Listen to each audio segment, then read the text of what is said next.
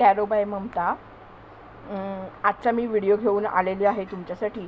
जे लोक स्पर्धा परीक्षांना बसत आहेत, आता जे स्टुडंट स्पर्धा परीक्षांना बसत आहेत त्यांच्यासाठी काय गायडन्स आहे. कारण आता सगळ्या स्पर्धा परीक्षा सुरू झालेल्या आहेत. मग कोणी जॉबसाठी करतं आहे, कोणी नवीन शिक्षण पद्धती अनुसार CET वगैरे जॅज वगैरे सारख्या परीक्षा देत आहेत.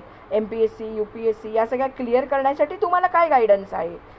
अभ्यास कशाप्रकारे तुम्ही केला पाहिजे किंवा काय कशाप्रकारे तुम्ही अभ्यास केलात तर तुम्ही पुढे जाऊ शकाल आणि ही एक्झाम आहे ती क्रॅक करू शकाल चांगल्या मार्क्सनी.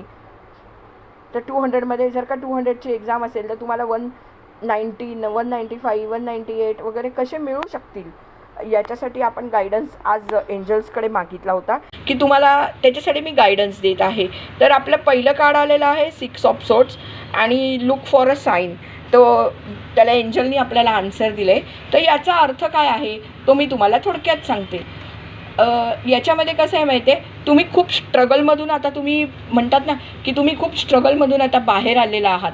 म्हणजे कसं इम्प्रूव्हमेंट खूप होती आहे तुमच्यामध्ये. आता स्ट्रगलमधून तुम्ही बाहेर आलात. त्यामुळे याच्या आधी तुमची परिस्थिती अशी होती, जे 6 ऑफ सोर्ड्स ज्यांनी पायल नंबर 1 किंवा ॲमेथिस्ट चूज केला आहे त्यांची परिस्थिती अशी होती ना की ते खूप कन्फ्यूज होते अभ्यासामध्ये. खूप स्ट्रेस होता त्यांना. कारण स्पर्धा परीक्षा आहे तर स्ट्रेस आहे, डिस्ट्रॅक्शन आहे. कारण स्पर्धा परीक्षेबरोबर आपलं BA BCom सायन्स लाईन असेल तर BSc जे पण काय लाईन तुमची घेतलेली आहे, जी स्ट्रीम आहे तुमची आर्ट्स कॉमर्स सायन्स टेक्निकल, तर त्याच्यासाठी तुम्ही थोडेसे ते पण अभ्यास तुम्हाला करायचे असतात. त्यामुळे थोडंसं तुम्हाला डिस्ट्रॅक्शन होतं, स्ट्रेस येतो तुम्हाला. दिवसरात्र तुम्ही अभ्यास करत असता, क्लासेसला जाणं येणं, याच्यामुळे तुम्हाला UPSC MPSC कोणी करत असतील किंवा आणखी काही स्पर्धा परीक्षा कोणी करत असतील तर त्याच्यासाठी त्यांना अभ्यास करावा लागतो. याच्यासाठी तुम्हाला खूप प्रॉब्लेम्स आले होते. पण आत्ता तुमची परिस्थिती अशी आहे की आता तुम्ही हळूहळू स्ट्रेसमधून बाहेर होत आहे, थोडी इम्प्रूव्हमेंट होते तुमच्यामध्ये, तुम्ही स्टेबल होत आहे. आता तुम्हाला स्टडीसाठी गायडन्स काय आहे तर तुम्ही आता एक काम करा, तुमचा जो स्टडी पॅटर्न जो तुम्ही एकसारखा चेंज करत आहात ना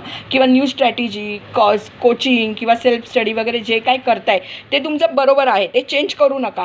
करेक्ट पाथवरती तुम्ही आहात. तुम्हाला लगेच रिझल्ट येणार नाही आता, पण तुम्हाला जो रिझल्ट येणार आहे तो प्रोग्रेसच्या दिशेने आता तुम्ही चाललात तर चांगलाच रिझल्ट येणार आहे. आता तुम्हाला लुक फॉर अ साईन, तुम्हाला एंजल काय सांगतायत की तुम्ही म्हणजे आता तुम्हाला वेगवेगळ्या साईन्स तर मिळतात आहेत. रिपीट टॉपिक्स, सेम मिस्टेक्स ज्या तुम्ही करता किंवा टीचर्स ज्या तुम्हाला ॲडवाईस देत आहेत त्या तुम्ही इग्नोर करताय, पण त्या तुम्ही इग्नोर करू नका. त्याच्यावरती तुम्ही लक्ष द्या. जिथे तुमची वारंवार चूक होते, जिथे मिस्टेक होते, इंट्युशन पॉवर तुमची काम करत नाही आहे किंवा तुम्हाला काही असं वाटतं आहे की पहिलं वाटत होतं, म्हणजे मी पहिल्यातली गोष्ट सांगते की पहिलं तुम्हाला आता वाटत होतं तर त्या गोष्टीतून आता तुम्ही बाहेर पडणार आहात. तुम्ही वारंवार जिथे चुकताय, लास्ट एक्झाममध्ये कोणाला यश नसेल आलं किंवा अशा म्हणतो ना आपण की काही अशा नुसत्या सरावाच्या एक्झाम्स असतात तर त्याच्यामध्ये तुम्हाला यश नसेल आलं तर जिथे तुमची वारंवार चूक होते तिथे तुम्ही फोकस करा. इंट्युशन तुमचं स्ट्रॉंग आहे पण तुम्ही खूप जास्त डाऊट घेता, त्यामुळे तुम्हाला प्रॉब्लेम होतो आहे. स्लो स्टडी करा, म्हणजे तुम्हाला जो प्रोग्रेस होणार आहे तो स्लो स्टडीमध्येच होणार आहे. कन्सिस्टन्सी तुम्हाला ठेवावी लागेल आणि तुमचं डायरेक्शन जे आहे अभ्यासाचं वगैरे किंवा तुम्ही जे डायरेक्शन चूज केलेलं आहे ना ते याचं परफेक्ट आहे.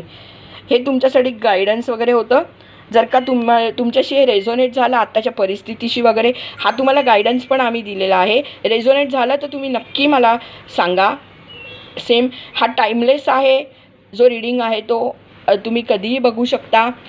कलेक्टिव्ह रीडिंग आहे, जनरल आहे. जेवढं रेझोनेट होईल तेवढं घ्या, नाही तर दुसऱ्यांसाठी ठेवा. आता आपण पायल नंबर 2 ज्यांनी सिलेक्ट केलं आहे, 3 ऑफ सोर्ड्स ज्यांना आलेला आहे त्यांना एंजल कार्ड आले टेक ॲक्शन. ज्यांनी पायल नंबर 2 किंवा B किंवा ब्लॅक टर्मलाईन ज्यांनी चूज केलेलं आहे ना त्यांच्यासाठी हे रीडिंग आहे. आता त्यांच्यासाठी हे रीडिंग आहे. मेन म्हणजे 3 ऑफ सोर्ड्स. सोर्ड्स म्हणजे काय, क्लॅरिटी दाखवणं, हे महत्त्वाचं आहे. प्रिव्हियस एक्झाममध्ये तुम्ही कदाचित फेल झाला असाल किंवा तुम्हाला मार्क्स कमी मिळाले असतील, तुमच्या एक्सपेक्टेशनसारखा तुम्हाला रिझल्ट गेल्या एक्झाममध्ये मिळाला नाही किंवा तुम्ही आता अभ्यास करताय त्याच्या एक्सपेक्टेशननुसार तुमचा अभ्यास होत नाही आहे. कट ऑफ लिस्टमध्ये तुम्ही येत नाही आहात, त्यामुळे तुम्ही हर्ट झालेला आहात, किंवा तुमच्या ज्या सराव एक्झाम्स असतात त्याच्यामध्ये तुम्हाला असं वाटतं आहे की मला एक्सपेक्टेड रिझल्ट नाही आला, मार्क्स कमी मिळाले, माझे प्रयत्न कुठेतरी कमी पडत आहेत, हे सगळं तुमचं जे हार्ट ब्रेक आहे तुमच्या माइंडमधून हे सगळं काढून टाका. किंवा तुमचा ओरिजिनल कुठे हार्ट ब्रेक झाला आहे, कधी कधी आपली फॅमिली आपल्याला बोलूनसुद्धा आपला हार्ट ब्रेक होतो, तर ते सोडून तुम्ही फक्त तुमच्यावरती त्या सगळ्या गोष्टीचा जो इफेक्ट होतो आहे तो काढून टाका. थोडक्यात म्हणजे तुमच्यामध्ये अजूनही तुमच्या माइंडमध्ये असं आहे, कार्ड अगदी क्लिअरली सांगते की तुमच्या माइंडमध्ये काहीतरी हार्टब्रेक आहे, तुमचा अभ्यास होत नाही, एक्झाममध्ये काहीतरी प्रॉब्लेम आलेला आहे, तर हे सगळे इफेक्ट तुमच्यावरती होत आहेत आणि म्हणून तुम्हाला सक्सेस येत नाही आहे. एंजल कार्डही सेम सांगते की आता तुम्ही काय करा, तुम्ही जो मेसेज आहे ना तो तुम्हाला एक म्हणतात ना की नुसते पास्टमध्ये बसून नका राहू, तुम्ही आता ॲक्शन घ्या. अशा तर तुमच्या ॲक्शनची वेळ आलेली आहे. असं तर तुम्हाला एंजल सांगतायत टेक अ ॲक्शन. म्हणजे काय तर लगेचच्या लगेच तुम्ही आता म्हणतात ना की एक टाइम टेबल बनवा, त्यानुसार तुम्ही अभ्यास करा. जे तुमचे वीक सब्जेक्ट्स आहेत, टॉपिक्स आहेत, त्याच्यावर तुम्ही काम करा. जेथे तुम्ही वारंवार कमी पडताय अशा अभ्यासामध्ये तुम्ही काम करा. डेली स्वतःची मॉक टेस्ट घ्या. हवं असेल तर रिव्हिजन पेंडिंग असेल तर ती आजपासून सुरू करा. थोडी झोप जास्त येत असेल तर झोप न येण्यासाठी थोडंसं ओम चॅन्टिंग वगैरे करा, किंवा तुमच्या देवाचं जे काय नाव असेल ते तुम्ही घ्या. जर का तुम्हाला फिअर वगैरे असेल मनामध्ये, स्टडी फिअर पण असतो खूप मुलांना, स्टडी फिअर असेल तर तुम्ही टायगर आयचं टंबल हातात घेऊन शकता, किंवा तुम्ही ट्रिपल प्रोटेक्शनचं ब्रेसलेट घालू शकता, किंवा तुम्ही जर का 18 वर्षाखाली असाल तर तुम्ही मल्टीफ्लोराईडचं ब्रेसलेट घालू शकता. असंही तुम्ही काही करू शकता. त्याच्यानंतर तुम्हाला म्हणजे अजून तुम्हाला फक्त एकच आहे की पास्ट तुम्ही विसरा. तुमच्यासाठी मेन गोष्ट हीच आहे की तुम्ही पास्ट विसरा. तुम्ही म्हणजे म्हणतात ना की स्वतः मोटिवेशन बनवा. पास्ट हा तुमचा मोटिवेशन बनवा आणि त्याच्यावर ॲक्शन घ्या. म्हणजे तुमच्या सक्सेसच्या तुम्ही जवळ आहात. तुम्हाला काहीही प्रॉब्लेम येणार नाही. पायल नंबर 2 तुम्हाला सांगितल्यानुसारच तुम्ही ॲक्शन घ्या. तुम्ही एक काम करा, तुमचा जो स्टडीचा टॉपिक आहे, जो तुम्हाला समजत नाही आहे तो समजून घ्या. कोणातरी मेंटॉरकडून, तुमच्या टीचर्सकडून. रिझल्टची भीती ठेवू नका मनामध्ये. डिस्ट्रॅक्शन कट करा. जे आहे ते डिस्ट्रॅक्ट होत आहे ते कट करा.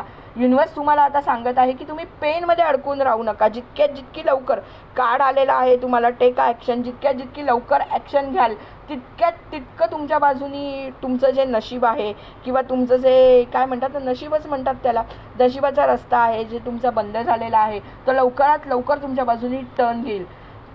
मला तुम्हाला सांगायचं एवढंच आहे की हा तुमचा सेटबॅक हा एंडिंग नाही आहे, तर ॲक्शन घेणं हा तुमचा कमबॅक आहे आणि हाच तुम्हाला सिग्नल दाखवला जातोय. नंबर 2 तुमच्यासाठी हेच आहे.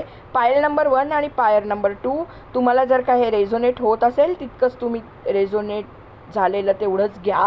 तुम्ही अभ्यास करा. ऑल दी बेस्ट तुमच्या एक्झामसाठी. पास्टमधून बाहेर पडा. टेका ॲक्शन. साईन बघा काय काय मिळत आहेत. ज्या टॉपिकमध्ये तुम्ही कमजोर आहात ते टॉपिक तुम्ही परत बघा.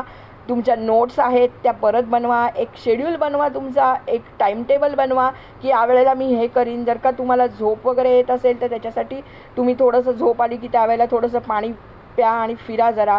किंवा एक झोप जर का 6 तासाची झोप तुम्ही किंवा 8 तासाची झोप घ्या व्यवस्थितपणे आणि अभ्यास करा. घाबरू नका आणि परीक्षेला सामोरे जा.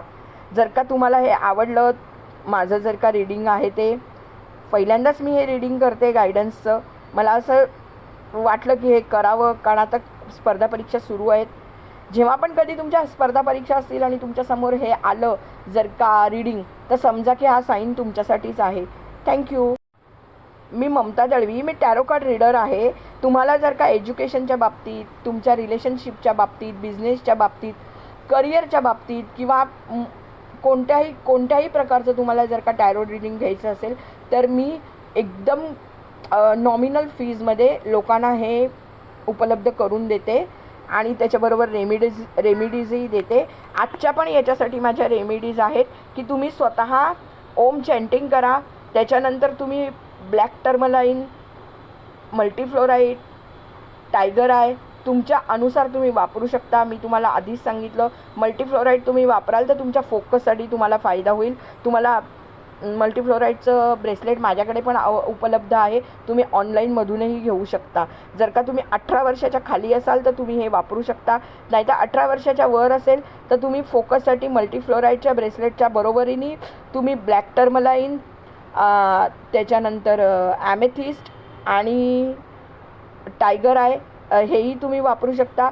आणि त्याच्याबरोबर क्लिअर कॉर्ड्स हे असं एक मिश्र ब्रेसलेटही वापरू शकता तुम्ही. Thank you for watching.